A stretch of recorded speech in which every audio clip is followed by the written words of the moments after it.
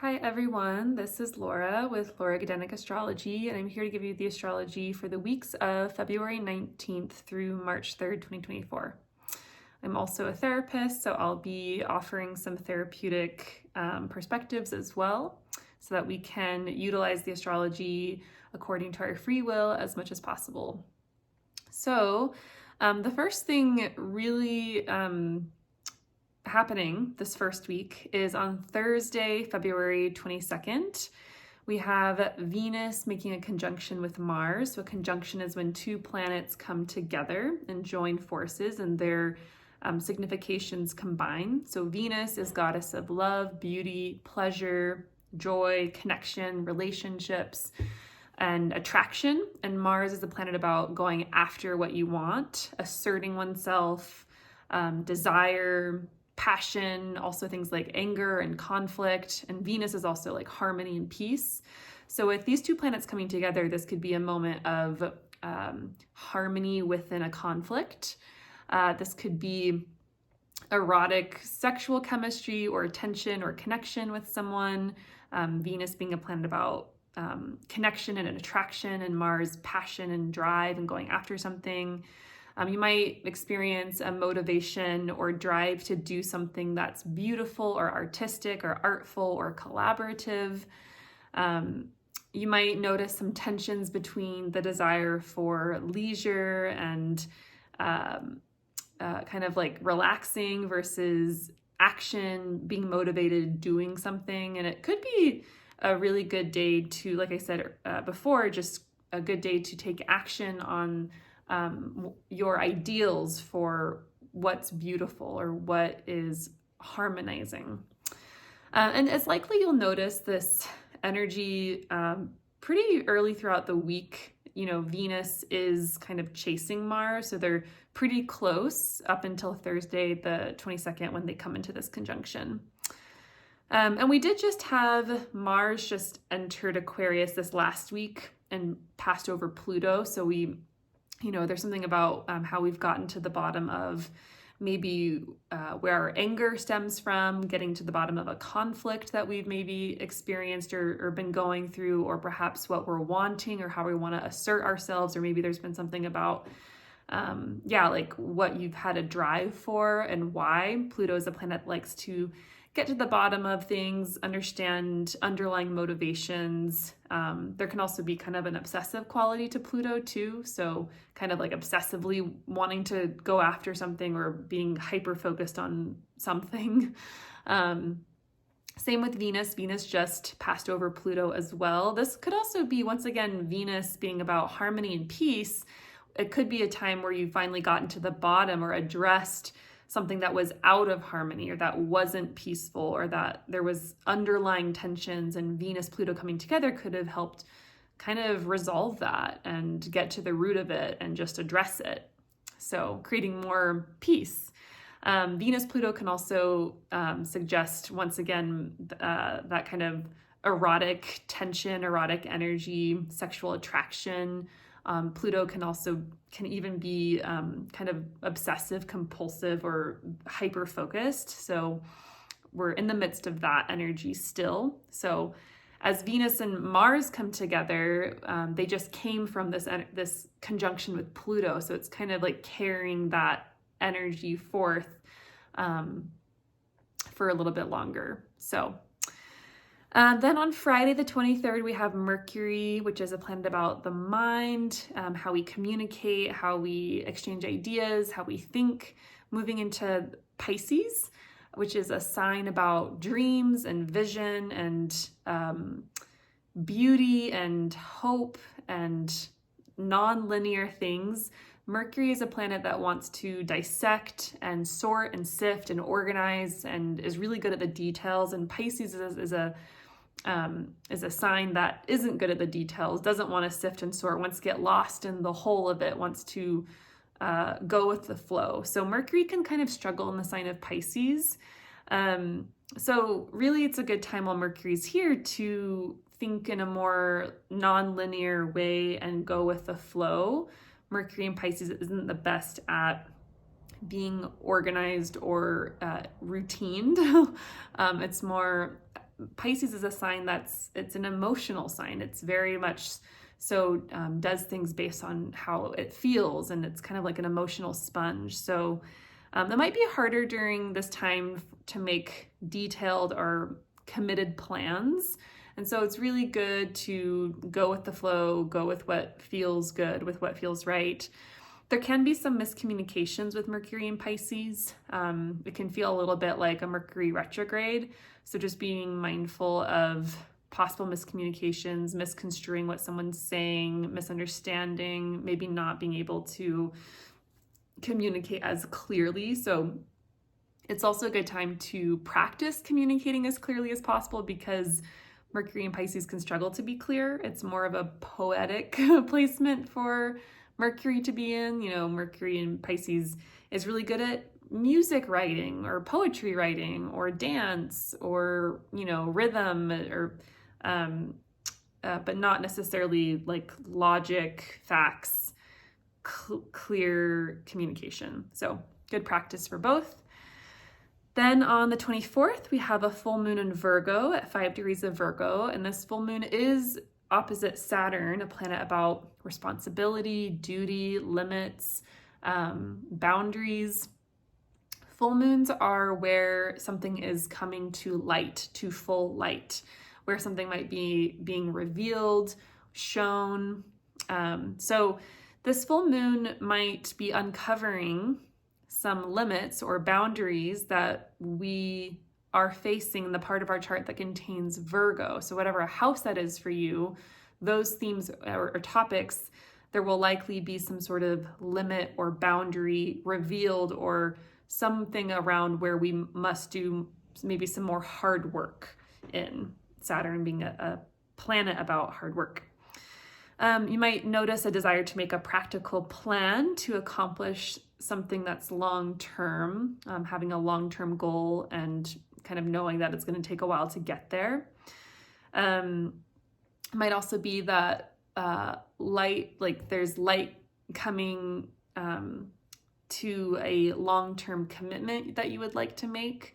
Once again, where a plan might be helpful, or it's going to take a while to get there. So it can feel a little bit like a bummer, I'm not gonna lie, just because Saturn is, a planet about no's, limits, boundaries, difficulties, challenges. And so with a full moon opposite Saturn, it can feel like maybe even like rejection, or like you're not doing good enough, or if you have a strong inner critic, that inner critic might be stronger on this day. So it's a really good day to practice self-compassion, to question the thoughts that you're having around those self-limiting beliefs, or around any like shoulds you're having, like, oh, I should be this, I should be better at this, I should do this, you know, kind of questioning those thoughts and those beliefs. Is this actually true? Or is there a possibility that I might not be right? So that's some tips around how to engage with the full moon. Sometimes Saturn can also indicate where we've experienced shame as well. So I wouldn't be surprised if this full moon, if there's something coming to light around where you might carry shame or have shame. And so once again, with shame, it's always useful to be with the part of yourself that carries that shame or sadness, or the part of yourself that's like had it rough, and to be with that part, and to be compassionate towards that part of yourself. Easier said than done sometimes, but it's worth a try. It's kind of funny because this full moon in Virgo opposite Saturn could feel like a little bit of a bummer, or, you know, not as buoyant as other aspects. But then we also have Venus squaring Jupiter, Venus in Aquarius squaring Jupiter in Taurus. These are the two benefic planets in astrology. They bring good things, abundance, peace, hope, healing, connection, celebration. So it's kind of like you might, you know, because the full moon is happening in the Virgo Pisces part of your chart, there might be kind of like disappointments coming to light around those areas of life. While the Aquarius Taurus part of your chart is like in full party mode, totally celebrating something, or something's opening up in those areas of your life. So because Aquarius and Taurus will be two different houses in your personal birth chart. So generally speaking, so Venus, once again, planet about love, connection, beauty, pleasure, joy, what's fun, what do we value? And Jupiter is a planet about hope and faith and peace and opportunity and expansion. So with these two planets coming together, there might be an enthusiasm for creating something ideal, something beautiful, or something beautiful, something artistic. Venus, Jupiter also in a square could indicate excess or overdoing something, or overindulgence, if that's something that you struggle with. This might be a day to watch out for. If you're someone who is really controlled and kind of like self-limited or very disciplined, that Virgo full moon with Saturn might be saying like, hey, we need to be even more disciplined. But I would say lean into the Venus square Jupiter, which is kind of initiating or suggesting more celebratory actions or more indulgence. So it's kind of like, depending on the kind of person you are, one of these aspects might be more helpful than the other. If you're someone who struggles with overindulgence, excess, too much fun, kind of like spending all your money in one night kind of thing, the full moon in Virgo, opposite Saturn, might be useful. Like, okay, let's pull back a little bit. Let's put on some limits, or let's put on some boundaries. Let's contain. So it really kind of depends. And it's interesting. Like I kind of wonder about like Venus Jupiter square being like, we're going to have so much fun. We're going to overindulge and, really experience luxury and excess. And then that full moon in Virgo opposite Saturn might be like, and here are the consequences of your actions. So one other way that full moon could play out. But generally speaking, Venus square Jupiter is just a really lovely aspect. And it could really also help soften any harshness felt with the full moon opposite Saturn. But once again, there could be just that struggle with limits, struggle with boundaries, with containment. So just some ideas around that. Okay, and then Tuesday the 27th, we have Mars in Aquarius making a square to Jupiter and Taurus. Mars is a planet about action, how we take action, how we're motivated, how we engage in conflict, how we express our anger. Jupiter, once again, a planet about peace, healing, abundance, opportunity, but also excess and enthusiasm and expansiveness. So sometimes when these two planets come together in this kind of harsher way, a square is more tense, can bring out more conflict between the two planets. This might be like being overly confident or being overly enthusiastic, which could lead to things like accidents or, like things not going the way that you expected, or biting off more than you can chew. So there might be a lot of courage and confidence on this day with these two planets in this square coming together. Courage and confidence to take action on something that you believe in, that you have faith in, that you care about, that might feel purposeful, Jupiter. But you might be like biting off more than you can chew, or over committing, over promising, and maybe leading to burnout. So just some kind of warnings there.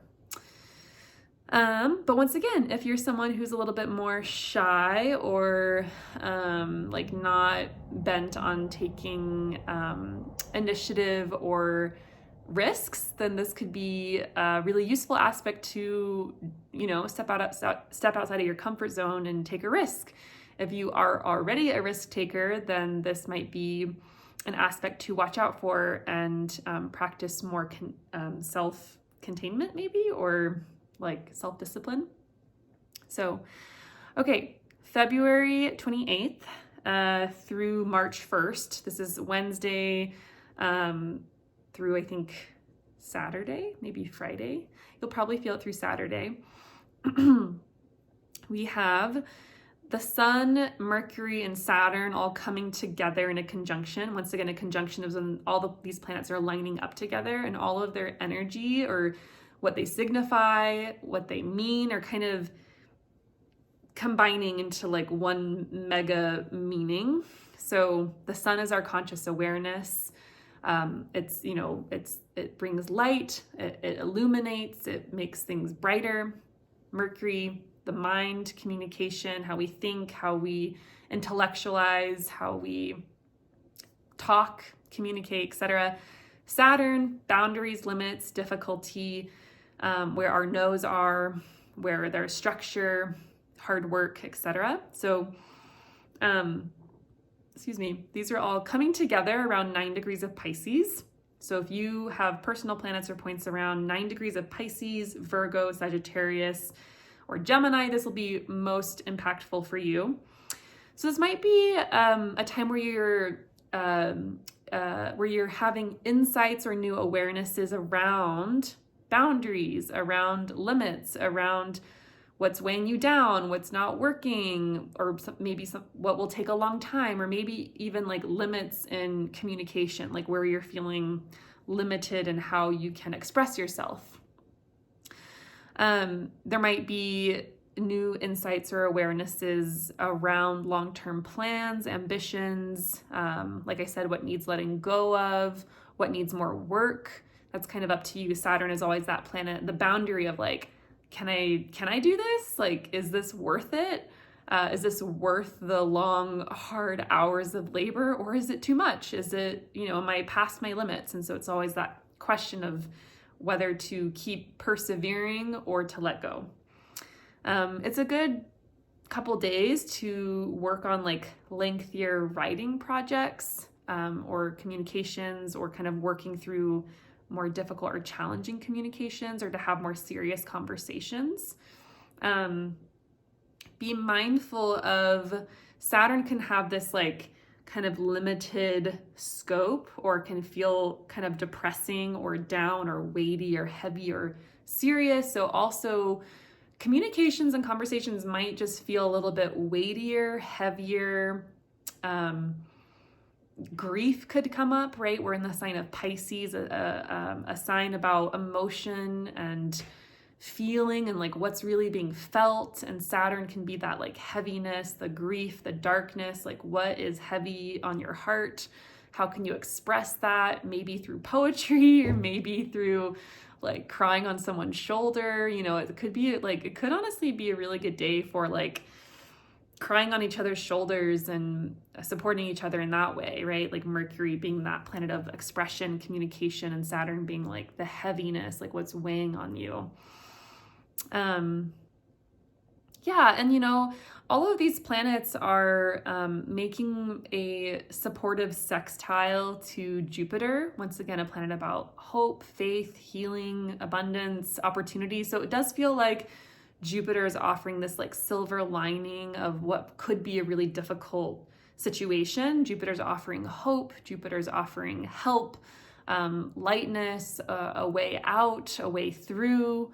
There's something like healing alongside with this, an opportunity, something else helping the conversations you're having. Maybe a new perspective. Jupiter's great at offering like a wider, more broad, more wise vision or perspective that we might not otherwise see or be able to notice, especially with Saturn being kind of like, all I can see is like right here and I can't see anything else. So I think Jupiter is really helping with the situation. Okay, and then Sunday, March 3rd, Venus, goddess of love, beauty, pleasure, romance, joy, fun, harmony, peace, style, how we express ourselves, is making us square, a tensor aspect, with Uranus, a planet about unexpected changes, freedom, 180 turns, like surprises, like outside of the box thinking. So this brings surprises and changes in love and relationships. So maybe things have been going one way with the Venus square Uranus aspect. It can boom, like in an instant turn around and go the other way. So if it's been like weird or hard with someone, it could suddenly become easy and flowing. Or if it's been kind of like good with someone, like going well, this could also like turn into some sort of conflict or fight that comes up randomly or seemingly randomly. There could also be breakthroughs in relationships. So if there's been something that's felt stuck, Uranus is really good at freeing. Also Venus ruling over art and collaborations and pleasure and fun. There might be breakthroughs that you're experiencing in an art project you're working on or a collaboration that you are pursuing with someone. There might be just like a change that comes up with these collaborations or the way that you're experiencing pleasure and fun. Maybe you go out and do something on this day that you would never do. Like, I don't know, the thing that comes to mind is like, I kind of hate like mountain biking. Like I feel like a Venus-Uranus square, I'd be like, I want to go mountain biking. Like I would never do that. I hate mountain biking. So, but this aspect might be like, hey, I have this like random urge to go do this random thing that doesn't normally sound fun to me. So Uranus is really good at helping us get outside of the box and to try new things. So if anything, it's a good day to, try something new on, do something different. And also like, once again, Venus being a planet about relationships, there might be, things in relationships that you're in that you've been wanting to be different or that you've been wanting to try different things. And so often this is often Venus-Uranus configurations are a time where, like a couple's like, let's go on a date with someone else, or let's try out a new like dynamic in our relationship. Let's try this new sex toy or, whatever. It can be anything, this new kink or if you're like already polyamorous, like let's go monogamous, like it can be kind of like whatever is like normal for you, maybe like doing it differently. So okay, that is the astrology for the next couple weeks. I hope that was useful. If you're interested in how this astrology is impacting you specifically, all of this happens somewhere in your personal birth chart and is bringing to life different parts of your life. So if that's something that interests you, I'm available for consultations. Please reach out. Otherwise, I hope you have a wonderful couple of weeks and I'll be back in a few with another astrology update. Okay, bye.